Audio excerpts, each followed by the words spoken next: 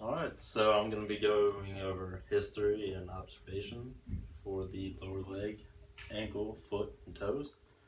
So for history questions, you're going to want to ask him, you know, what is your chief complaint? What are they complaining of? If it, pain in a certain area, location of pain, type of pain, is it sharp, dull, achy, anything like that? Is there any radiating pains? So maybe something like electricity shooting up and down the leg, any referred pain, anything like that. Mechanism of injury, what caused it, if it's an acute or a chronic injury. Have they taken any medications for it? Have they had any kind of previous history of injury? Also, if ask them if it's affecting their activities of daily living. Pain patterns, does it hurt more at night or in the morning? At any point does their pain become less? Other questions you could ask is just, well, honestly, I think that about covered it all. And for observation, you want to have the patient remove, have the patient remove both shoes and socks so you can compare bilaterally. As you can see, as he lays down both his feet, externally rotate a little bit. So you're just going to look at everything, just kind of starting more proximally, working down distally, making sure there's no swelling, discoloration, obvious deformities, which could indicate fracture or something a little more serious going on. Look at the bony structures, malleoli, make sure both of them look even, lined up, make sure there's no swelling around the medial lateral malleolus. Just kind of looking for bruising, redness, any discoloration.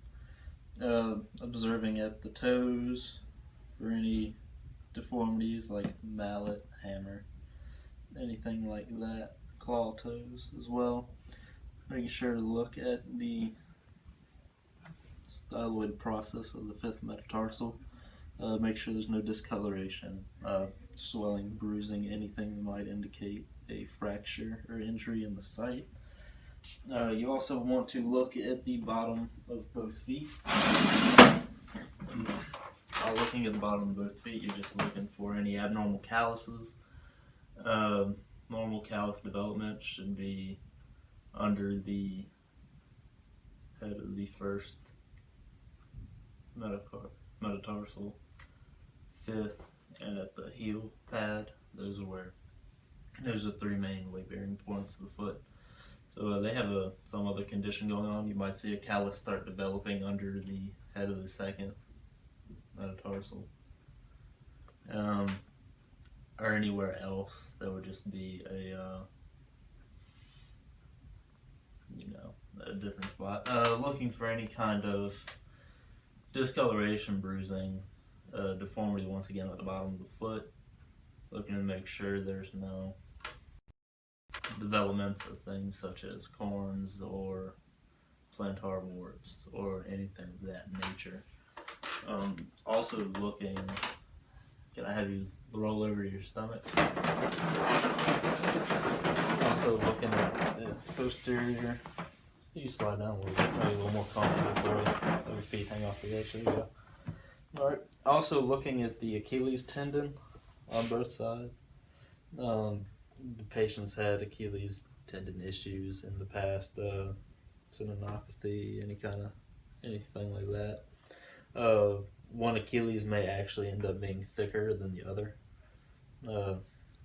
His seem to be fine, they seem to be even. Once again, looking for any deformity, bruising, redness, or anything in the muscle belly. Okay. And also have the patient stand up and walk.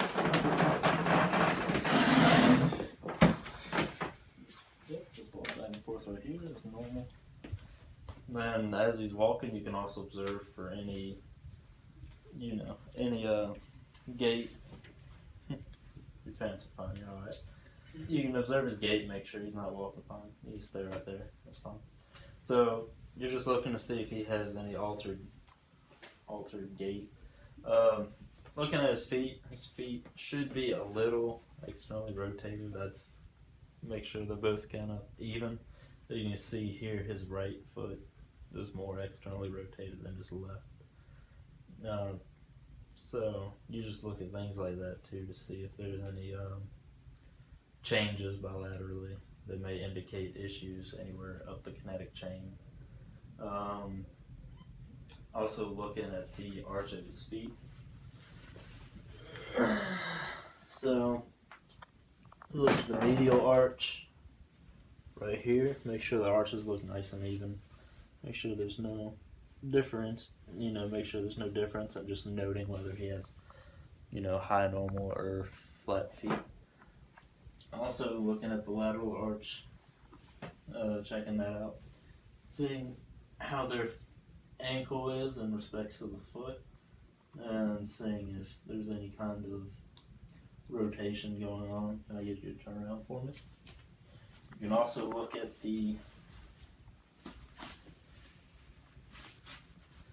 back of the heel, looking at the calcaneus, making sure there's no inversion or eversion of the calcaneus.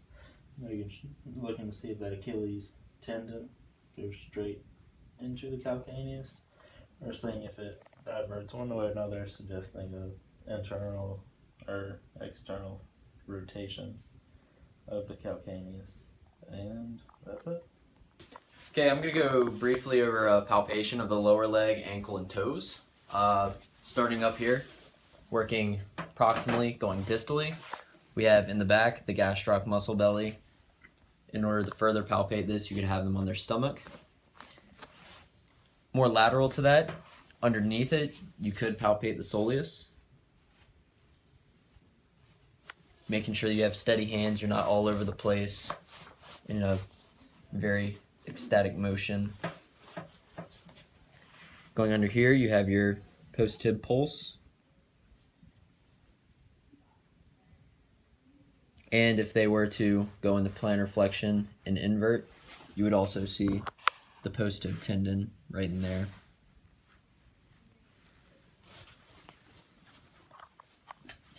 Once you're in this area, you can also palpate the bony structures, which will usually include the medial malleoli and the calcaneus.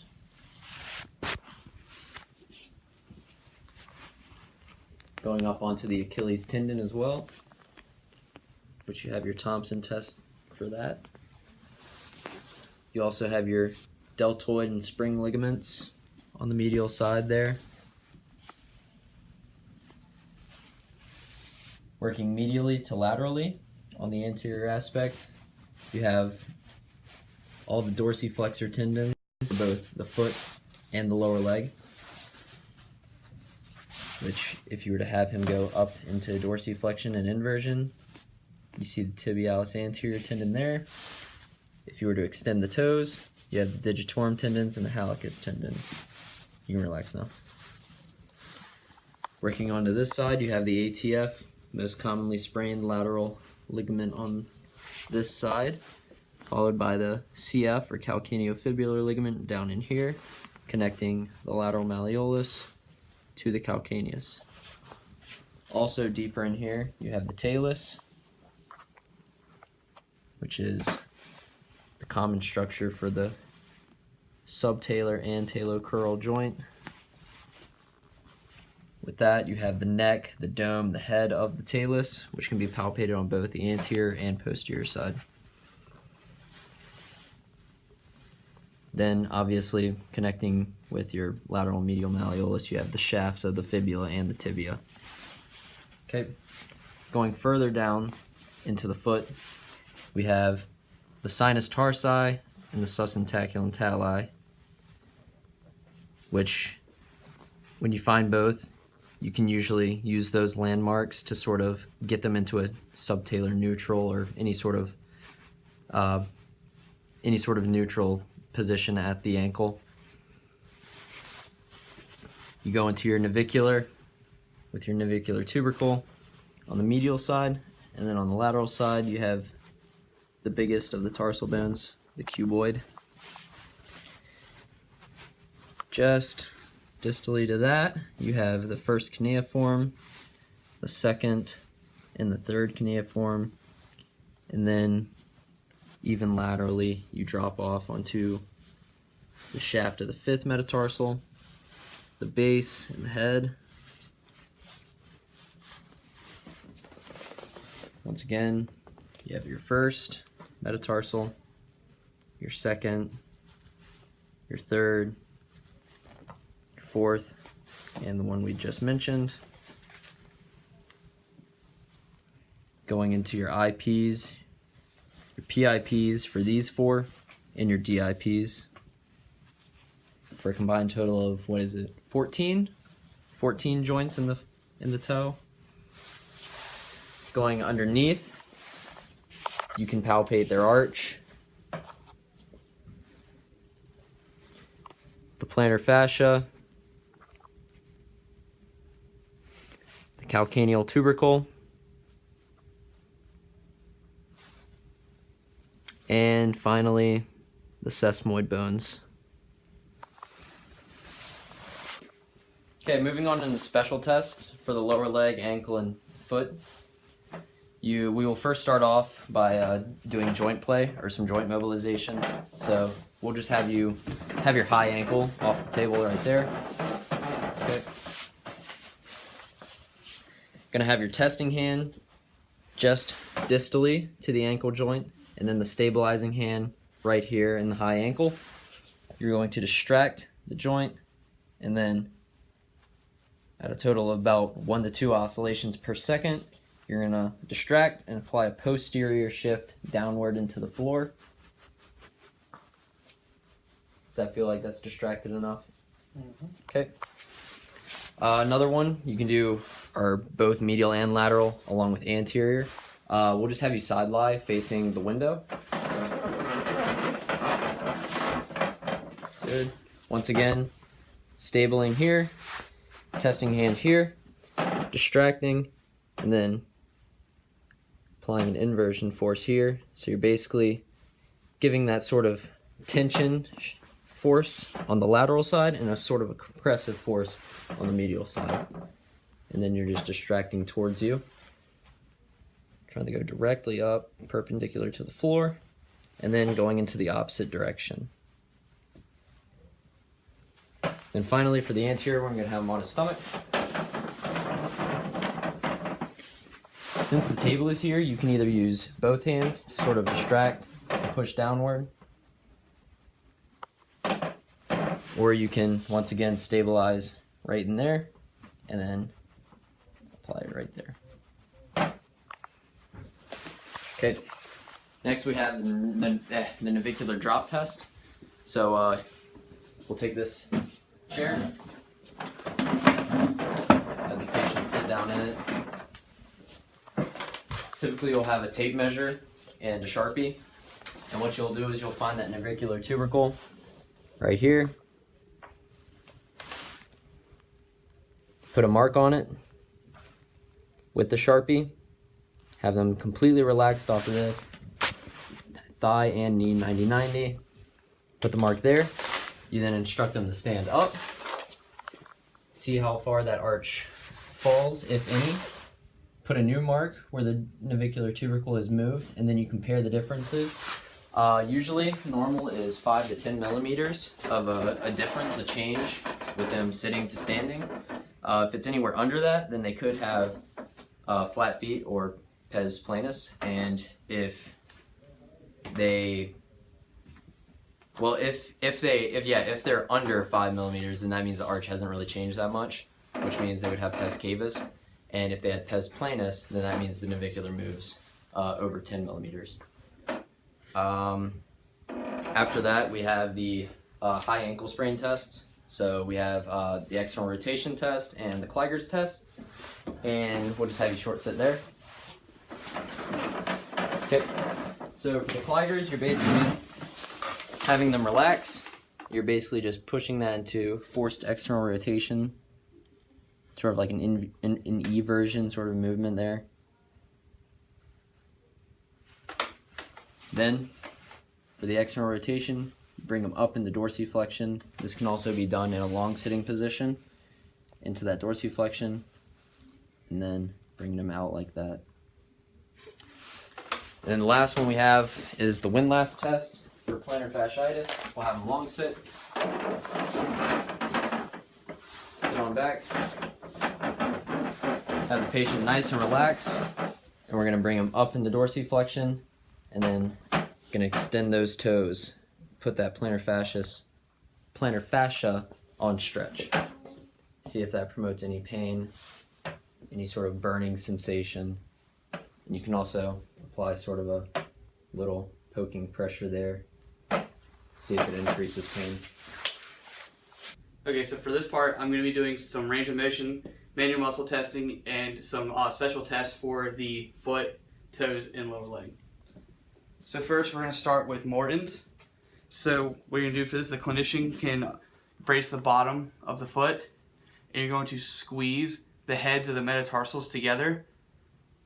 This is to see if there's an aroma between either the first and second metatarsal or the second, third down the line. And you would have pain on the compression and relief on the distraction of that. So next we're going to do an anterior drawer. So can I actually have you short sitting? We're going to do this down here. Clinician will relax. Use the forearm to brace the bottom of the foot, cupping the heel.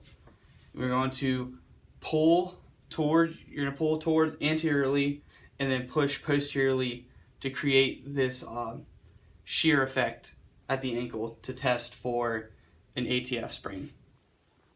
All right, you can go ahead and lay back. Okay, so next I'm going to be doing doing the cotton test. So can you move for me just a little bit? So what we're going to do, you're going to cup the heel. You're going to pull the talus into a sort of lateral position because you're going to be driving the talus into the syndesmosis. So this is for a syndesmosis injury. So next we can do, while we're down in this position, do a squeeze test for the syndesmosis. So wrap your hands around the malleoli. You squeeze together. You should have relief on the compression, and then on the distraction is when you get the pain. All right. And while we're here, we'll go ahead and do some Tenel sign. So we can do Tenel's, the post tib. You just find the post tib, which is posterior to the medial malleolus. And you just tap. You can do it for about 30 seconds. And you'd ask the patient if they're having any altered sensation up to that time. All right. And then while we're here, we can do some pulses. Post tib pulse, which is at the same position that we did the Tenel sign on. So we find it right behind here. You're looking for quality and strength. We can do the dorsal pedal. Good. All right, so for range of motion, you have active, passive, and resistive. So actively, I'm going to do passive first. I'm going to show him the motions. We have dorsiflexion of the ankle, plantar flexion of the ankle, inversion, and eversion. We'll go ahead and ask him to do this actively. Down, in, out. Good. And then next we can do the toes. So we have extension and flexion, and then bringing them out, we have an abduction, and then bringing them in would be an adduction. Can you do those motions for me? And this is active. Bring them out, bring them in. Okay, good. And then to resistively do these motions, you would just have them in a position and you apply slight resistance and have them actively complete the motion. Up, and push down, go in, out. Good. And the same thing goes for the toes. Push up. All right, curl in. And then spread your toes out and squeeze my fingers as best you can. Okay, good. So that's for range of motion for the ankle, lower leg, foot. Can I get you to short sit for me? So in this position, we can complete ankle dorsiflexion. We can complete toe extension, abduction, and we can do one of the tests for the perineal, one of the perineal tests. So I kind of put him in this position, dorsiflexion inversion for the tibialis anterior. I'm going to be driving him in a sort of down and out motion. So I'm going to ask you to hold this spot. Go. 1, 2, 3, 4, 5. Good. So he's strong on that. Next we can do the toe extensors. So bring the toes up, try and relax the ankle, and I'm going to do just the 2nd through 5th right now. 1, 2, 4, 5. Good. And then we can isolate the great toe with the next one. 2, 3, 4, 5. Good. Next we can do the parent. I'll stop that. So we're gonna do the Taylor tilt. This is done in inversion and eversion. So we'll have the patient relax to test inversion or the outside. So we're gonna invert them, and you are looking for an opening on the lateral side. And then to test the opposite side, you switch and curl outward into eversion to test the medial side. If there's a positive test, you can have some excess movement, you can have pain, and you can sometimes feel a clunking sensation from the movement of the structures in the area. So next I'm going to be doing the perineals. So we're going to have him in a everted sort of position and in a slightly plantar flexed. I'm going to be cupping the outside and pushing him in this sort of up and inward motion. So like this, hold this position. 2, 3, 4, 5. Good. Next, I'm going to have the patient laying on his back. So you can do this in multiple ways. The best way to do it is against gravity, but in this case we're going to do it with him plantar flexed, and we're going to be testing the gastroc. So like that, push straight up. Good, relax. And then to sort of isolate the tibialis posterior, we're going to have him plantar flexed and then inverted as well. So we're going to be driving in an up and out motion. Good, good. All right, can I get you to flip over now? So over here, this is another way that we're going to do the plantar flexors. So to isolate the soleus, bring them up like this, put the toes to the ceiling, and then I'm going to try and curl him down. So hold this position. 3, 2, 1. Good. All right, relax. Same thing can be done here. Gastroc. Push 1, 2, 3, 4, 5. You don't want to push down too hard on the Achilles tendon. You want to grasp around it. And then in this position, we're going to do the toe flexors. So we're going to get him to flex his toes. And I'm going to wrap my finger inside. We're going to do the 2nd through the 5th at this point. 1, 2, 3, 4, 5. Good. And then next we're going to isolate the big toe. So we're just going to be applying pressure to the big toe. 1, 2, 3, 4, 5. Good. And then while we're in this position, it's easy to just start on special tests. So we have the Thompson test, which is for a torn Achilles tendon. So if you see a normal patient such as ours here, you squeeze the belly of the gastroc soleus and the foot plantar flexes. So just like that. If there were to be a tear in the Achilles tendon, you would squeeze and there would be no plantar flexing motion like that. It would stay the same.